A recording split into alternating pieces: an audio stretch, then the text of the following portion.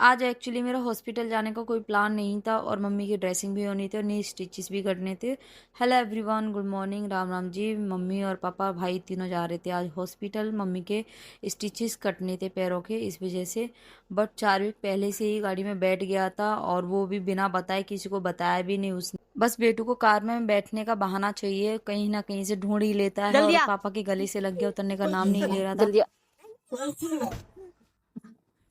पकड़ पकड़ जा पकड़िए बैठ गए।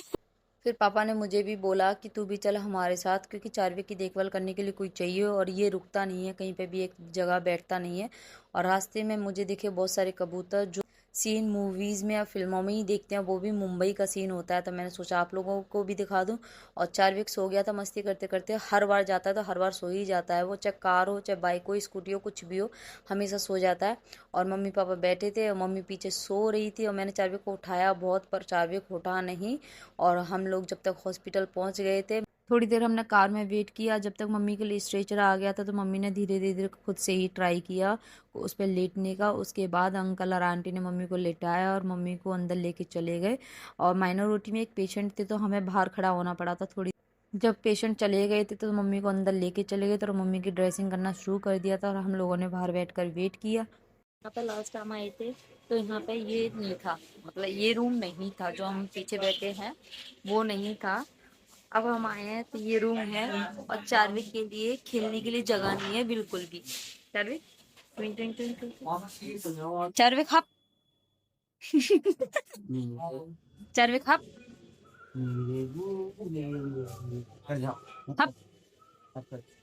4 वीक और 4 वीक के मामू दोनों मस्त मस्ती कर रहे थे। फिर उसके बाद दोनों ने विक्स के नशे करने शुरू कर रहे। विक्स तो ऐसे खा रहे थे जैसे विक्स ना हो गई सैंडविच हो गया है, जो एक दूसरे से छीन छीन कर खा रहे हैं। जब तक मम्मी की स्टिचेस भी कट गए थे और ड्रेसिंग भी हो गई थी, फिर मम्मी को माइनर ओटी से सीधा डॉक्टर के ओपीडी ले जा रहे थे हम लोग, क्योंकि मम्मी को थोड़ी सी पैरों में और उनके स्टिचेस में थोड़ी सी टिंगलिंग और नमनेस हो रही थी एक पैर में। तो जिस वजह से वो सो नहीं पा रही थी, तो हमने सोचा डॉक्टर से कंसल्ट करना बहुत ज़रूरी है।